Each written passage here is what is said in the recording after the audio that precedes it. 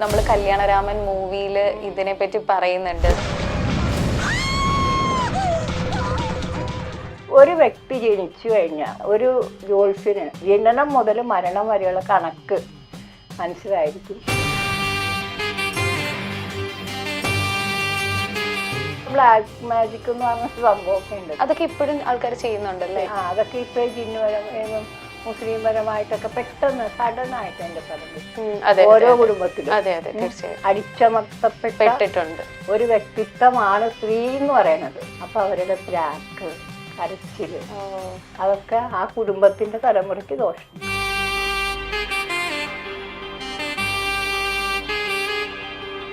ഡോക്ടർമാര് ചെയ്യുന്ന പോലെ നമുക്ക് ഈ വീട്ടില് നോക്കുമ്പോ ഇന്ന സംഭവം ഉണ്ട്, ചെയ്യാൻ പറ്റും. വിശ്വാസം, അതാണ് ഏറ്റവും വലുത്. ദൈവം ഉണ്ടോ?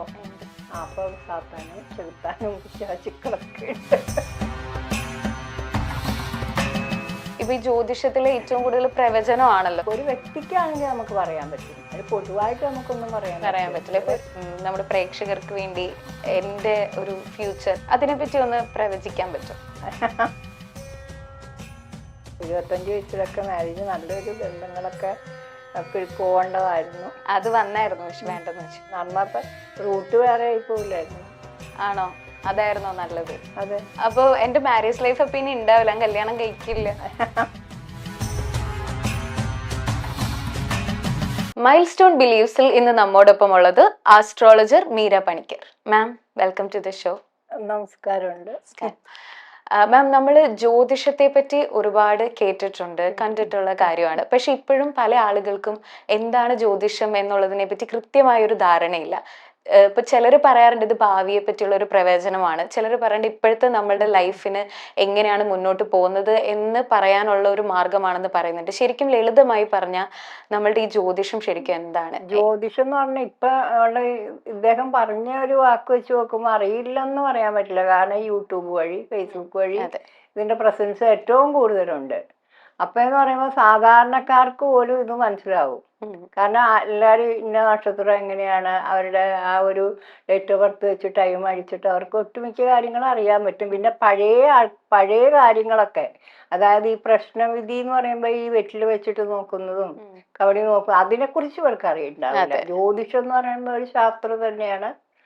അത് നമുക്ക് ഫ്യൂച്ചർ, പ്രസൻസ് എല്ലാം മനസ്സിലാവും. നമുക്ക് പാസ്റ്റ്, പ്രസൻസ്, ഫ്യൂച്ചർ എല്ലാം മനസ്സിലാക്കിയെടുക്കാം. പിന്നെ എന്ന് പറയുന്നത് നമ്മളിപ്പോൾ എന്തെങ്കിലും അപകടങ്ങൾ വരുക, അത് ഗ്രഹനില പ്രകാരം കുറെ പ്രശ്നങ്ങളുണ്ട് ഈ ജ്യോതിഷത്തിന്.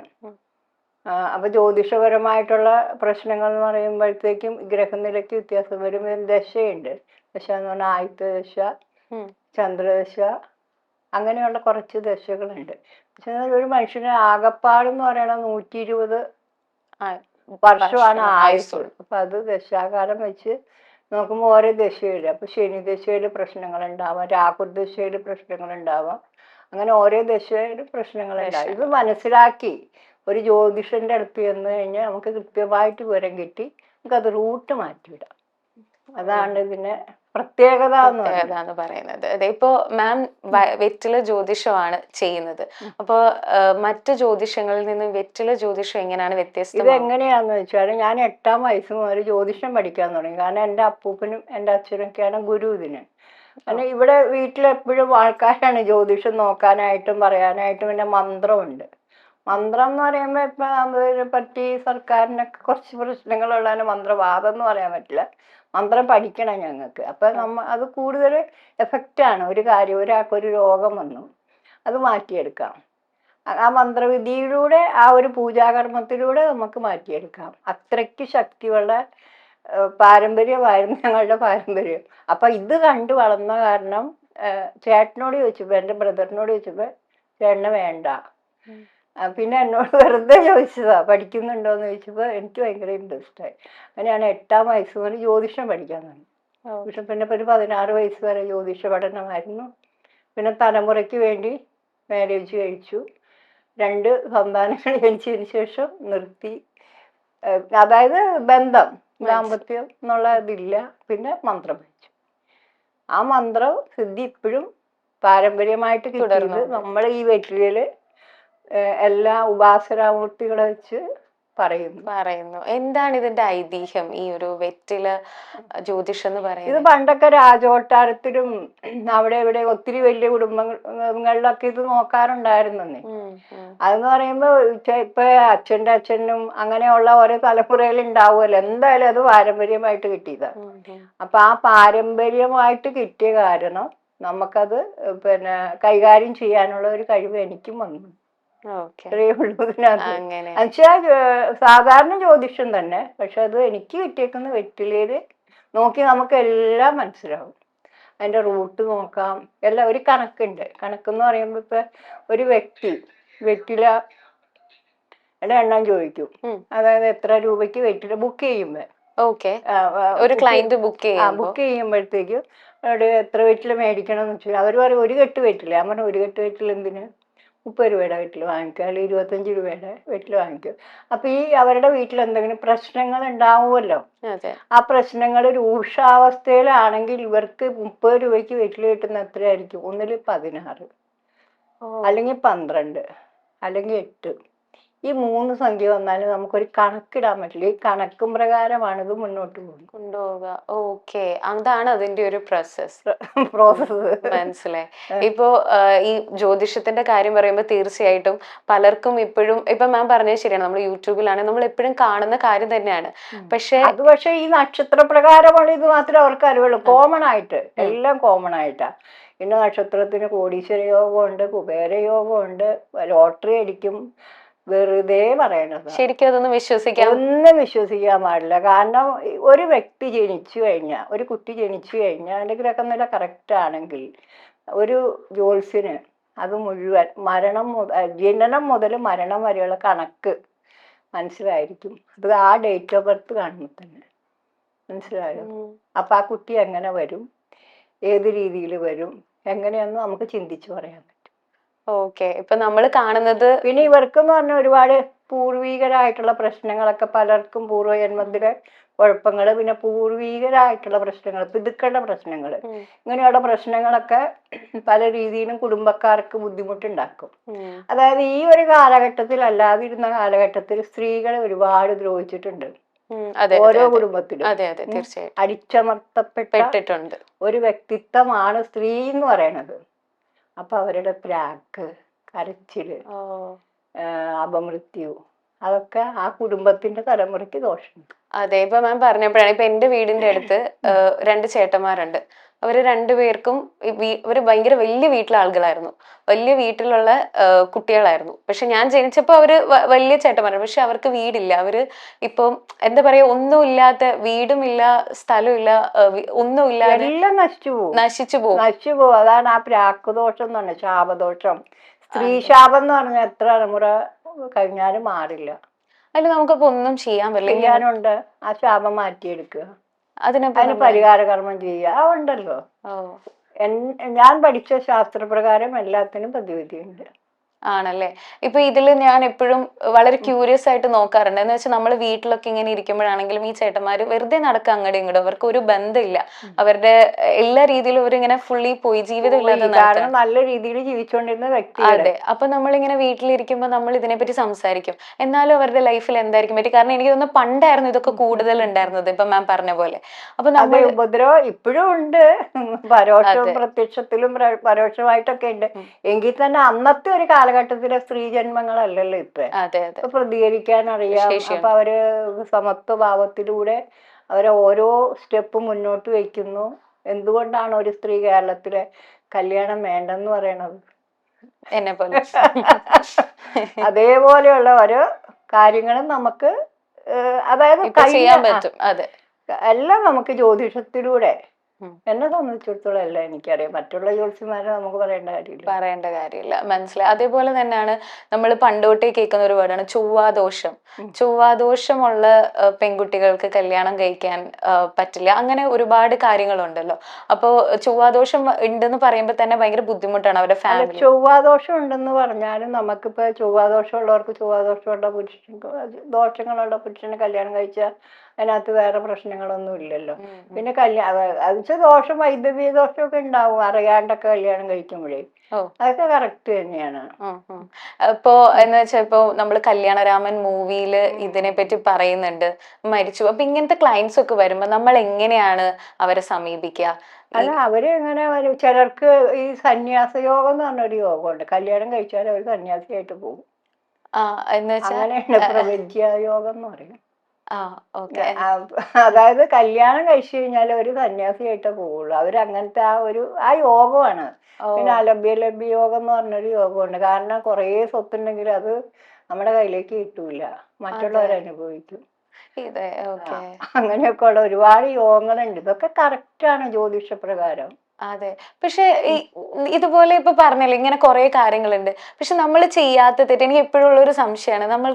നമ്മൾ ഒരുപാട് പ്രയത്നിക്കുകയാണ്, പക്ഷെ നമ്മുടേതായില്ലാത്ത കാരണങ്ങൾ കൊണ്ട് നമ്മൾ ഇതൊക്കെ അഫക്റ്റ് ചെയ്യുകയാണെങ്കിൽ പിന്നെ അതിലൊക്കെ വല്ല കാര്യമുണ്ടോ എന്ന് നമുക്ക് തോന്നില്ലേ? അത് പരിശ്രമിക്കണം. 1 2 പ്രാവശ്യം തട്ടിക്കളഞ്ഞാൽ നമ്മൾ അതിനെ പിടിച്ചു കയറണം. അതിന്റെ കാരണം എന്താന്ന് നമ്മൾ തന്നെ ചിന്തിക്കണം. ഇപ്പൊ എല്ലാവർക്കും ഇപ്പൊ ജ്യോതിഷത്തിന്റെ അടുത്തേക്ക് പോകാനുള്ള പറ്റില്ലല്ലോ.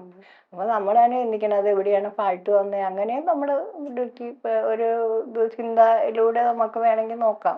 കുറെ പേരൊക്കെ ഈ ഭയം കാരണം കൊണ്ടാണ് ജ്യോതിഷനെ സമീപിക്കാത്ത അങ്ങനെ പറയുന്നുണ്ട്. ശരിക്കും ഭയം എന്ന് പറയുന്നത് എന്താണ് ഈ മോൾ ഉദ്ദേശിക്കുന്നത്? എന്ന് വെച്ചാൽ ഇപ്പൊ ഫോർ എക്സാമ്പിൾ ഇപ്പൊ നമ്മുടെ ഫ്യൂച്ചറിനെ പറ്റിയാണ് അറിയണ്ടേ എന്നുണ്ട്. ഫ്യൂച്ചറിനെ പറ്റി അറിയുമ്പോൾ ചിലപ്പോ അതിലൊരു മരണം കാണുകയാണ്, അല്ലെങ്കിൽ എന്റെ ഫ്യൂച്ചർ ശരിയാവില്ല, നമ്മുടെ ദാമ്പത്യ ജീവിതം ശരിയാവില്ല, അങ്ങനെ പറഞ്ഞു കഴിഞ്ഞാൽ നമ്മൾ ആ ഒരു പേടി കൊണ്ട് ജീവിക്കേണ്ടി വരില്ലേ? അതിന് പരിഹാരം ഉണ്ടല്ലോ. ജ്യോതിഷനെ സംബന്ധിച്ചിടത്തോളം നല്ല ജ്യോതിഷരാണെങ്കിൽ ഇതിന് പരിഹാരം പറയും അവര്. ക്ഷേത്രത്തിൽ ഇപ്പൊ ശനിദശയിലൊക്കെ ഉള്ള പ്രശ്നങ്ങൾക്ക് ശനീശ്വര പൂജ, അതായത് ധർമ്മശാസ്ത്രത്തിന്റെ അമ്പലത്തിൽ എള്ളുകിഴി, എള്ളു പായസം അങ്ങനെയൊക്കെ നടത്താം. പിന്നെ മൃത്യുഞ്ജയ അർച്ചന നടത്താം. അതൊക്കെ ശരിക്കും എഫക്റ്റ് ആണത്. ഓക്കെ. അപ്പൊ നമ്മളിങ്ങനെ ഭയപ്പെടേണ്ട ആവശ്യമില്ല. ഭയപ്പെടുക എന്ന് പറയുമ്പോൾ നമുക്ക് എന്തായാലും ജീവിതം മുന്നോട്ട് കൊണ്ടുപോകണം. വേണ്ടേ? വേണം. മരണം വരെ എന്തായാലും ജീവിക്കണം. അപ്പൊ ഭയപ്പെട്ടിട്ട് എന്താ കാര്യം? അപ്പൊ അതിനെ പ്രതികരിച്ച് പരിഹാരം കാണാം. അതിനു വേണ്ടി ഒരു സൊല്യൂഷൻ നമ്മൾ തന്നെ കണ്ടുപിടിക്കണം. അത് ഒന്ന് ക്ഷേത്രത്തിൽ പോവാൻ, പിന്നെ അവനവന്റെ മതപരമായിട്ടുള്ള കാര്യങ്ങളും. എന്തിനാണ് കർമ്മം വെച്ചേക്കുന്നത്? പിന്നെ ആരാധനാലയം വെച്ചേക്കുന്നത് എന്തിനാണ്? നമുക്കൊരു വിശ്വാസം. ആ വിശ്വാസത്തിൽ കൂടി കുറെ പേര് ജീവിക്കുന്നില്ലേ? തീർച്ചയായിട്ടും. ബിസിനസ് ആണെങ്കിലും മറ്റുള്ള കാര്യങ്ങളാണെങ്കിലും എല്ലാത്തിലും. ഇപ്പൊ വിശ്വാസത്തിന്റെ കാര്യം പറഞ്ഞപ്പോഴാണ് കുറെ പേര് കല്യാണ തീയതി അല്ലെങ്കിൽ വിദേശത്തേക്ക് പോകുന്ന യാത്രയുടെ ഡേറ്റ് വരെ ഫിക്സ് ചെയ്യുന്നത് ജ്യോതിഷത്തിനെ ബേസ് ചെയ്തിട്ടാണ്. ജ്യോതിഷം എന്ന് പറയുമ്പോൾ ഇപ്പൊ ഞാൻ പറയട്ടെ, ഇപ്പൊ ഈ ഒരു കാലഘട്ടത്തിൽ ജ്യോതിഷത്തിന് എല്ലാ ആൾക്കാരും മിക്കവരും എന്നെ സമീപിക്കാറുണ്ട്. പിന്നെ ഈ ഓരോ കാര്യങ്ങൾ വരുമ്പോഴാണ് ഇവര് കൂടുതൽ വരുന്നതെന്ന് മാത്രമേ. ഏറ്റവും കൂടുതൽ മാമിനെ സമീപിക്കുന്നത് എന്തൊരു റീസൺ വെച്ചിട്ടാണ്? ബിസിനസ് പരമായിട്ട് ആണല്ലേ? ബിസിനസ് നല്ലോണം നടന്നുകൊണ്ടിരിക്കുന്ന ബിസിനസ് ഇത് തകർന്നു പോകും. കാരണം ഒരു പിന്നെ കട അടുത്തുണ്ടെങ്കിൽ ആ തന്നെ കട തൊട്ടടുത്ത് തുടങ്ങിയിട്ട് പിന്നെ അതായത് ഞാനൊരു കാര്യം പറയാം. ഫോർ എക്സാമ്പിൾ പറയാം. അതായത് ഇപ്പം മതപരമായിട്ട് ഞങ്ങൾക്ക് ഒരു മതത്തിൽപ്പെട്ട വ്യക്തികളാണെങ്കിൽ തന്നെ അവരുടെ ആ ഒരു ഗ്യാങ് ആയിരിക്കും അടുത്തടുത്ത് നിൽക്കുന്നത്. അപ്പൊ അത് അവരെ അടുത്ത് പുറത്തുനിന്ന് വേറൊരു മതത്തിലുള്ള വ്യക്തി വന്ന് അവിടെ കട തുടങ്ങുമ്പോൾ അവരെങ്ങനെയെങ്കിലും ഓടിക്കാനുള്ള പരിപാടി നോക്കും. അതിലാണ് ഈ ആഭിചാരം, കൂടോത്രം എന്നൊക്കെ പറയുന്ന കാര്യങ്ങൾ വെച്ച് മുന്നോട്ട് പോണത്. അങ്ങനെയൊക്കെ ഉണ്ട്. ഉണ്ട്.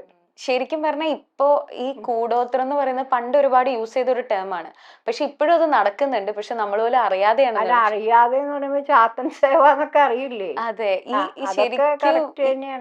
ശരിക്കും ഈ കൂടോത്രം ശരിക്കും എന്താ ഉദ്ദേശിക്കുന്നത്? ഈ കൂടോത്രത്തിലൂടെ നമുക്ക് ഒരാളെ നമ്മൾ ആ ബിഗ് ബോസില് പ്ലാച്ചീനെ വെച്ചാണ് അനുജനിച്ചെന്നൊക്കെ പറയില്ലേ? ഇത് ഞാൻ ചോദിച്ചതല്ല കേട്ടോ. ഞാൻ പറയുന്നത് അല്ല, പൊതുവെ യൂട്യൂബിലൊക്കെ. അതെ അങ്ങനെ ഞാൻ പറഞ്ഞതാ. മനസ്സിലായി. അപ്പൊ ഇതിനകത്ത് എന്താണ് സത്യം നമുക്കറിയാൻ പറ്റുമോ? പോയിട്ടുണ്ടാവാം.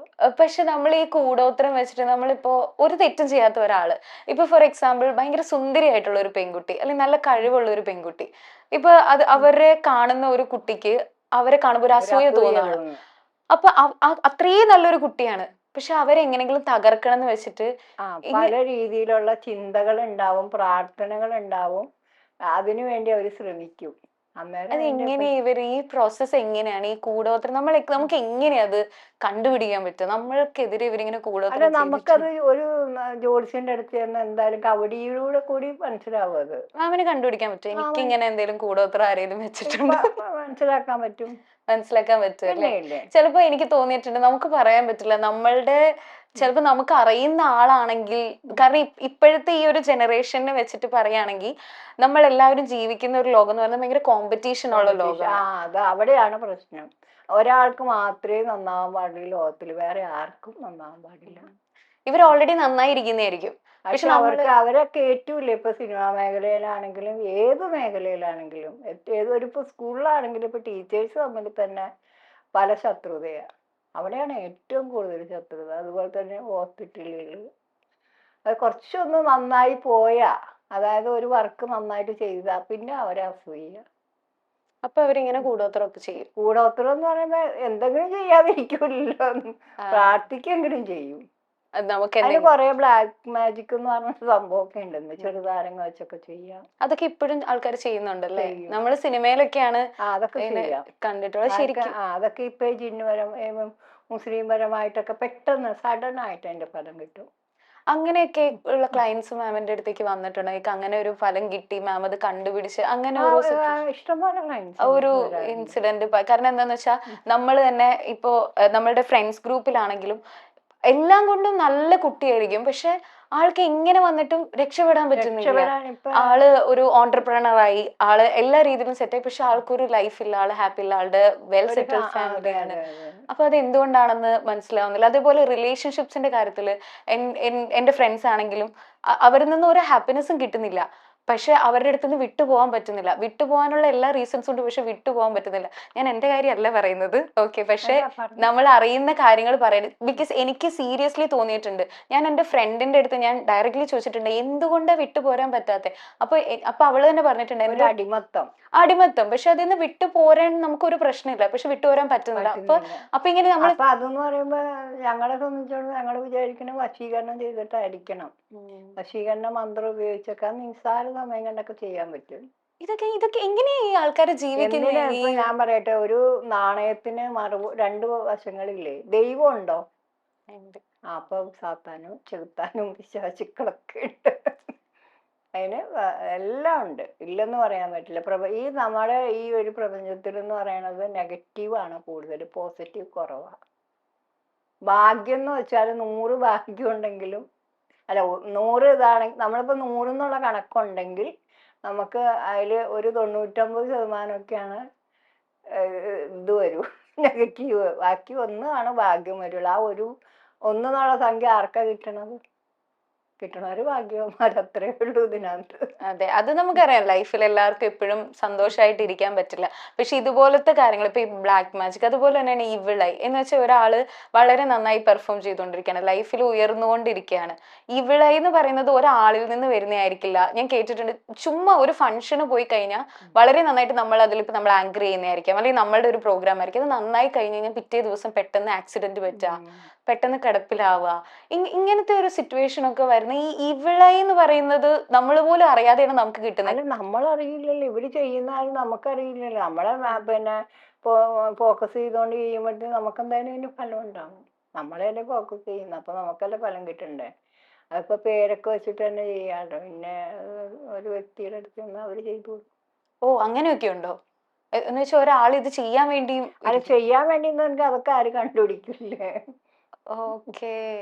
ഇതൊക്കെ ഇങ്ങനെയൊക്കെ ജീവിക്കാൻ പറ്റും ഇങ്ങനെ ഒരു നമ്മള് ചിന്തിക്കണ പോലെയാണ് എല്ലാരും ചിന്തിച്ച ലോകം എന്ന് പറഞ്ഞാൽ അതുണ്ടോ? അതെ. അപ്പോ ഇപ്പൊ നമ്മൾ ഈ ജ്യോതിഷത്തിൽ നമ്മൾ പറഞ്ഞു നമുക്ക് പ്രതിവിധികളും ഉണ്ട്, അതുപോലെ എല്ലാം നമുക്ക് ഈ ജ്യോതിഷത്തിൽ വരും. ശരിക്കും പറഞ്ഞാൽ ഇപ്പൊ നമ്മൾ ഈ ഇവിളായി കൂടോത്രം ഇതൊക്കെ പറഞ്ഞല്ലോ, ഇതൊക്കെ ചെയ്യാൻ വേണ്ടിട്ട് വരുന്ന കൂടോത്രം എന്ന് പറഞ്ഞാൽ ഇവിടെ നമ്മൾ കൂടോത്രം ചെയ്യില്ല. പക്ഷെ അങ്ങനെ വന്ന ക്ലയൻസ് ഉണ്ടോ? വന്ന ക്ലയൻസ് ഉണ്ട്, ചെയ്യാനായിട്ട് പറയും. ഇപ്പൊ ഞാൻ പറയട്ടെ, ഇപ്പൊ ഇവിടെ തൊട്ടടുത്തുള്ള ഒരു ഫാമിലിക്ക് എന്ന് പറഞ്ഞാൽ അദ്ദേഹം എന്ന് പറയുമ്പോൾ ഒരു പത്രത്തിൽ ജോലിയായിരുന്നു, നല്ല രീതിയിൽ പോയിക്കൊണ്ടിരുന്നു. പക്ഷെ അയാളുടെ കാലിന് എന്തോ പ്രശ്നം വന്നപ്പോഴത്തേക്കും ഭയങ്കര പ്രോബ്ലം. അത് ഇതുവരെ ഉണങ്ങിയിട്ടില്ല. അപ്പൊ അവർക്ക് തന്നെ അറിയാം അത് കൂടോത്രം തന്നെയാണെന്ന് അവർക്ക് മനസ്സിലായി. അപ്പൊ എൻ്റെ അടുത്ത് വന്ന് അപ്പൊ അതിനെപ്പറ്റി ഇതാക്കിയപ്പോ ഇവര് പറയണത് വേറെ ആൾക്കാരാന്ന് പറഞ്ഞാൽ ഇവര് ജന്മം ചെയ്ത് സമ്മതിക്കില്ല. ഇവരുടെ വീട്ടുകാർ തന്നെ ചെയ്ത, സ്വന്തം അമ്മയും അനിയനും ചെയ്താന്ന് പറഞ്ഞാൽ എന്ത് ചെയ്യും? അതാണ് ഇവര് പറയുന്നത്. ഇവര് പറയണ അത് മാത്രമേ പറയണുള്ളൂ. പക്ഷെ മാം ജ്യോതിഷത്തിൽ നിന്ന് എത്രയോ കണ്ടുപിടിച്ചു അവരല്ലാന്ന്. അല്ല, അവരല്ല. സ്വന്തം അമ്മയും അനിയനും ഒരിക്കലും ചെയ്യാത്ത കാര്യങ്ങളാണ്. കാരണം ഇതിങ്ങനെ നടക്കാനൊന്നും വയ്യ ഇയാൾക്ക്.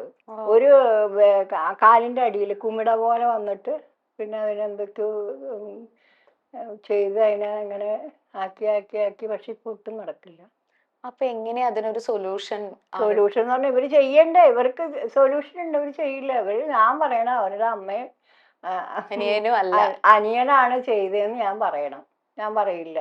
ഓ, പക്ഷെ അതിപ്പോ മാം പറഞ്ഞു കഴിഞ്ഞാലും അതിൽ എന്ത് ഇതുള്ളത് എന്ന് വെച്ചാൽ അതല്ലല്ലോ സത്യം. അപ്പം അല്ല, അവര് പറഞ്ഞ സമ്മതിക്കണ്ടേ? അവര് സമ്മതിക്കില്ല. അങ്ങനത്തെ ക്ലയൻസ് ഒക്കെ വരും. അങ്ങനത്തെ ക്ലയൻസ് ഒക്കെ ഉണ്ട്, ഇഷ്ടം പോലെ ഉണ്ട്. ആണല്ലേ? ഇപ്പൊ ഒരു അവര് വിചാരിക്കുന്ന അവർക്ക് അവരാണ് ശത്രു ചെയ്യുന്നതെന്നാണ് അവരുടെ ചിന്ത. അവർക്ക് ബലപ്പെട്ടു പോയി. പിന്നെ അവരെ ഹിപ്നോട്ടിസം ചെയ്തപ്പോലും മാറ്റാൻ പറ്റില്ല. ആണ്. അല്ല, അങ്ങനെ മാറ്റണേ അവരുടെ മനസ്സിൽ ഇത് തന്നെയല്ലേ? ഭാര്യയ്ക്കും ഭർത്താവിനും ഒരേപോലെ തന്നെ എങ്ങനെയാണോ? ഓക്കെ. അപ്പൊ ഇപ്പൊ ഇങ്ങനത്തെ ഇപ്പൊ ഇൻസിഡൻസ് ഒക്കെ വരുമല്ലോ, ഇപ്പൊ ഇവര് തന്നെ പറയും ഇത് ഞങ്ങൾക്ക് പക്ഷെ ഇപ്പൊ മാം പറയാണ് ഇത് ഇവരല്ലാന്ന് പറഞ്ഞാൽ അതിനൊരു പ്രതിവിധി ആയിട്ടാണല്ലോ ഇവര് വരുന്നത്, ഒരു പ്രതിവിധിക്ക് വേണ്ടിയിട്ടാണല്ലോ അവര് വരുന്നത്. അപ്പൊ അവര് അക്സെപ്റ്റ് ചെയ്യാത്ത ഇങ്ങനത്തെ ഒരു സിറ്റുവേഷൻ വരുമ്പോൾ നമ്മൾ അതിനെ എങ്ങനെയാണ് അപ്പൊ സമീപിക്കുന്നത്? അവരോട് ഇതാണ് സത്യം, അവരത് അക്സെപ്റ്റ് ചെയ്തേ പറ്റൂ. അത് ഇപ്പൊ അക്സെപ്റ്റ് ചെയ്യാത്ത പക്ഷം അപ്പൊ എന്താ ചെയ്യാൻ പറ്റും? ചെയ്യാത്ത പക്ഷം എന്ന് പറഞ്ഞാൽ നമ്മളിപ്പോ അവര് പറയുന്ന കേൾക്കേണ്ട ആവശ്യമില്ലല്ലോ. എനിക്കിതിൽ കാണുന്ന കാര്യം മാത്രം പറഞ്ഞാൽ മതി. അവര് പറഞ്ഞ ഞാൻ പറയേണ്ട കാര്യം എന്താ? എനിക്ക് എന്റേതായ കാര്യങ്ങളില്ലേ? അതെ അതെ. അപ്പൊ അവര് സമ്മതിച്ചില്ലെങ്കിൽ എനിക്കൊന്നുമില്ല, ഒന്നും ചെയ്യാൻ പറ്റില്ല. അതെ. അപ്പൊ അതുപോലെ തന്നെയാണ് ഇപ്പോ ഇതുപോലെ കൂടോത്രം ഒരാൾക്ക് വേണ്ടി ചെയ്യാൻ പറ്റുമോ എന്ന് പറഞ്ഞു ചെയ്യാൻ പറ്റും എന്ന് പറഞ്ഞ കൂടോത്രം ഇന്ന കാര്യമൊക്കെ ചെയ്യാം. പിന്നെ നമുക്ക് ഒരാളെ പോലെ അങ്ങനെയൊക്കെ ഉണ്ട്, അതുള്ളത് തന്നെ അതൊക്കെ പറയാൻ പറ്റും പൊതുവേദിയില്? പറ്റൂലേ? കഴിഞ്ഞാൽ പിന്നെ നമുക്ക് എന്താ നെഗറ്റീവിന്റെ ഇതാവും അല്ലേ? Okay okay.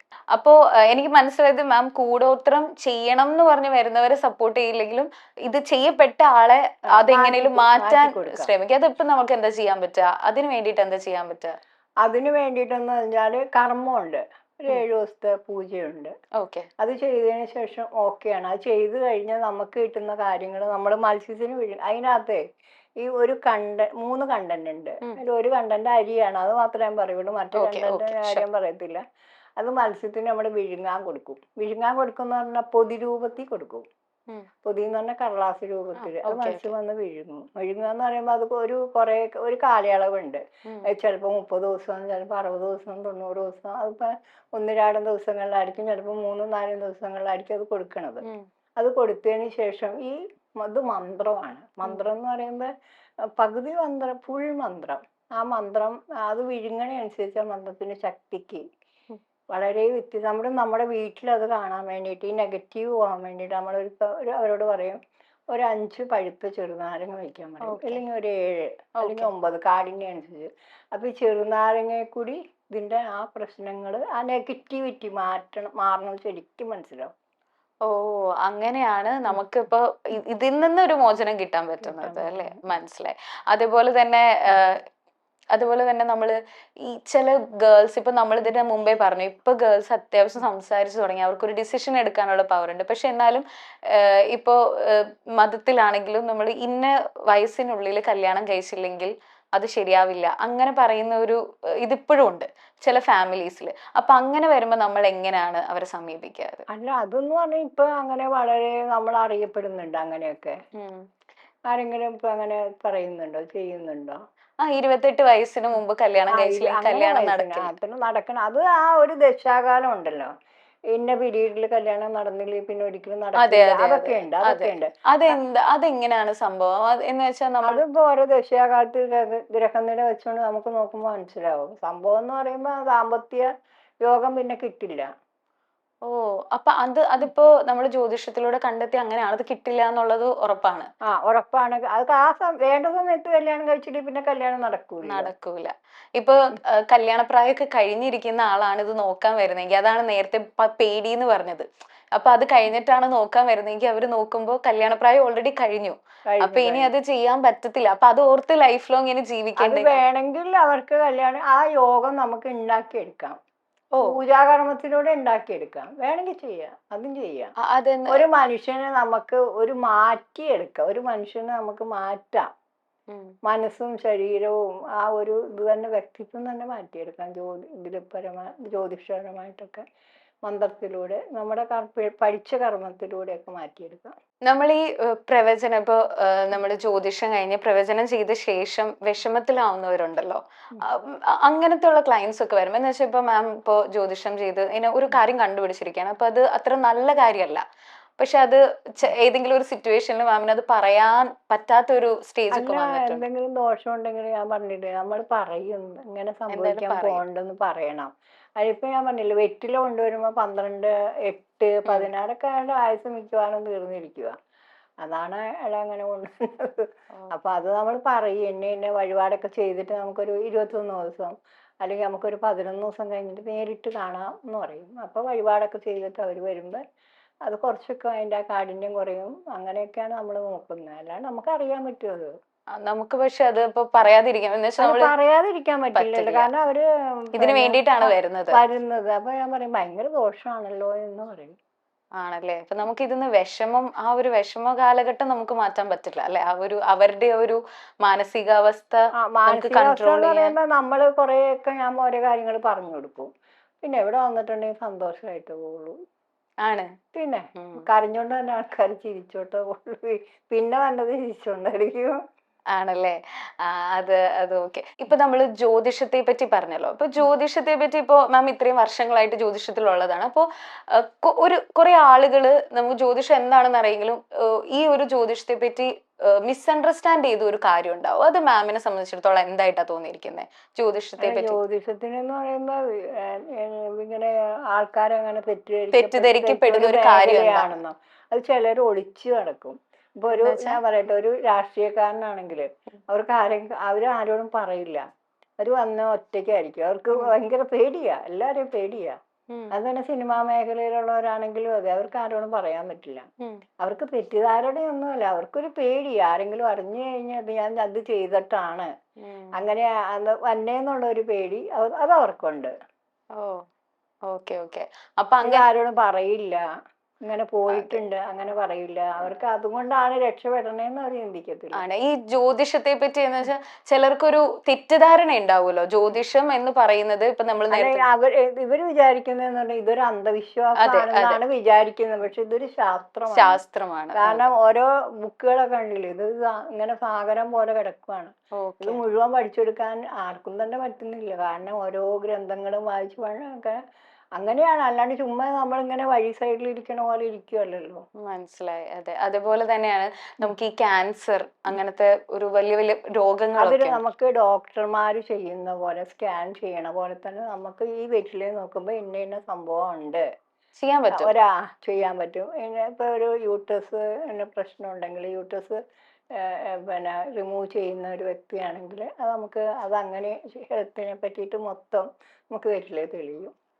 അതുപോലെ ഈ ഒരു മൈഗ്രെയിൻ ഇഷ്യൂ ഒക്കെ എന്ന് പറയുന്നത് നമുക്ക് കുറച്ച് കൊണ്ടുവരാമെന്നോ, എല്ലാം കുറച്ച് കൊണ്ടുവരാം. ഇപ്പൊ ഒരു ക്യാൻസർ പേഷ്യന്റ് ആണെങ്കിൽ നമുക്ക് മരുന്നും മന്ത്രവും ഇത് രണ്ടും കൊണ്ടുപോകണം. അതിപ്പോ ഈ യുക്തി, നമുക്ക് ഈ ബിലീഫ് ആൻഡ് പ്രാക്ടിക്കൽ തിങ്കിങ് എന്ന് പറയുന്നത്, വിശ്വാസത്തിന്റെ ആ ഒരു ഇതില് വേണമെങ്കിൽ 100% വിശ്വസിക്കുകയാണെങ്കിൽ വ്യക്തിക്ക് ക്യാൻസർ ഉണ്ടാവില്ല.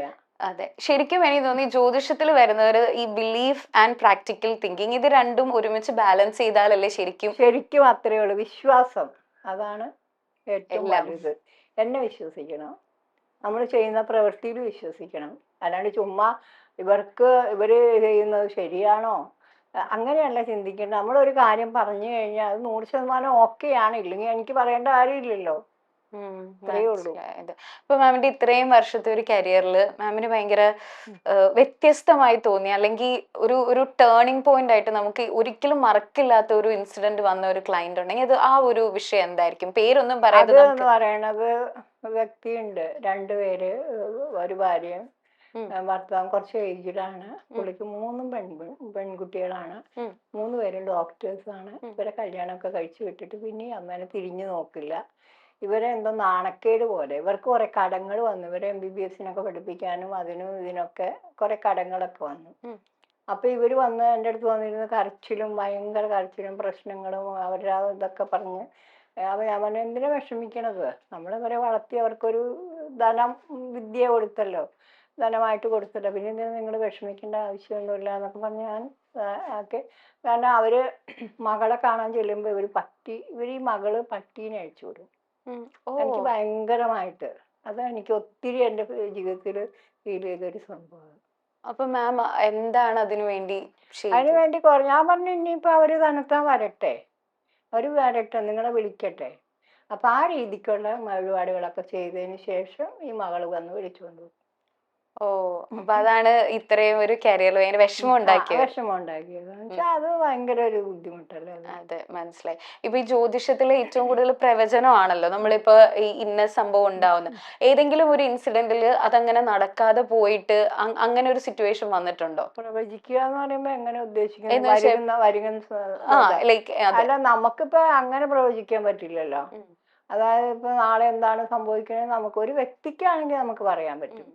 അതിന് പൊതുവായിട്ട് നമുക്കൊന്നും പറയാൻ പറ്റില്ല. വ്യക്തിക്ക് പറയാൻ പറ്റും. നമുക്ക് പോണ വഴിക്ക് നിങ്ങൾക്ക് ഇങ്ങനെ ആക്സിഡന്റിന്റെ ബുദ്ധിമുട്ടുണ്ട്, ആയുസ്സിന് തകരാറാണ്, നിങ്ങൾക്ക് എന്തെങ്കിലും രോഗങ്ങളുണ്ട്. ഇപ്പൊ നോക്കുമ്പോ തന്നെ നമുക്കറിയാൻ പറ്റും. വയറിന് ഇപ്പൊ പ്രശ്നം ഉണ്ടെങ്കിൽ, കുടൽ സംബന്ധമായിട്ടുള്ള ബുദ്ധിമുട്ടുണ്ടെങ്കിൽ, എന്തുണ്ടെങ്കിലും നമുക്ക് മനസ്സിലാക്കാൻ പറ്റും. ഇപ്പൊ നമ്മൾ പറഞ്ഞല്ലോ ക്യാൻസറിന്റെ കാര്യമൊക്കെ, അപ്പൊ അതില് ഈ സ്കാനിങ് ഒക്കെ ചെയ്യാം. ലൈക്ക് നമുക്ക് അറിയില്ലല്ലോ ഇത് നമുക്ക് ഉണ്ടോ ഇല്ലയോ. അപ്പൊ അതിന് മുമ്പുള്ള ഒരു പ്രോസസ് ആണല്ലോ സ്കാൻ ചെയ്യാന്നുള്ളത്. അപ്പൊ അതൊക്കെ എങ്ങനെ നമുക്ക് അറിയാൻ മനസ്സിലാവും കറക്റ്റ് മനസ്സിലാവും. ഇപ്പൊ ഒരാൾക്കൊരു അസുഖക്കാരിയാണ് വന്നെങ്കിൽ അവർക്ക് ഇത്രയും പിന്നെ നമ്മളത് നോക്കി കഴിയുമ്പോ വെറ്റിലെ നോക്കി കഴിയുമ്പോ അതിനകത്ത് മനസ്സിലാവും അവരുടെ ആ റൂട്ടൊക്കെ. അതിൽ കാണാൻ പറ്റുമോ? അതിൽ കാണാൻ പറ്റുമെന്ന് വെച്ചാൽ ഞാനല്ലേ കാണാൻ പറ്റും, എനിക്ക് കാണാൻ പറ്റും.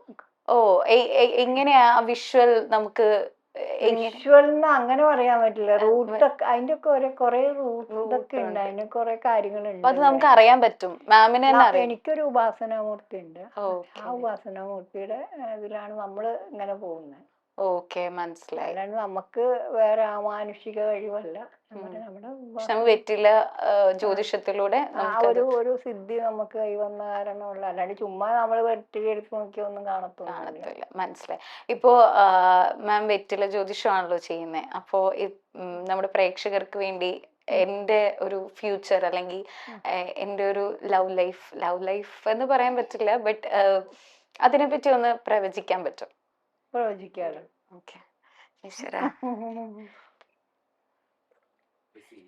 വെറ്റില കിട്ടിക്കഴിഞ്ഞാൽ എന്തായാലും എഴുന്നേക്കണം.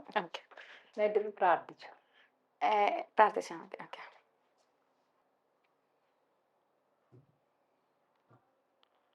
പിന്നെ എണ്ണ നോക്കണം. വെറുതെ ചുമ്മാ എങ്ങനെയാന്നറിയാൻ ജസ്റ്റ് എണ്ണ ഇങ്ങനെ എണ്ണയാ പേർ. അങ്ങനെയല്ല, ഞെട്ടാണ്. ഇങ്ങനെ ഞെട്ട്. ഓ, ഇങ്ങനെ. ഓക്കെ. എണ്ണീട്ട് എത്ര ഉണ്ട് വെറ്റില? 13. ഇനി ഇത് കയ്യിൽ പിടിച്ച് ഇടത്തെ കയ്യിൽ വെച്ചിട്ട് വലത്തെ കൈ കണ്ണടച്ച് എനിക്ക് ഒരെണ്ണം എടുത്ത് തരും. ഏതെങ്കിലും ഒരെണ്ണം കണ്ണടച്ച് റാൻഡം ആയിട്ട്.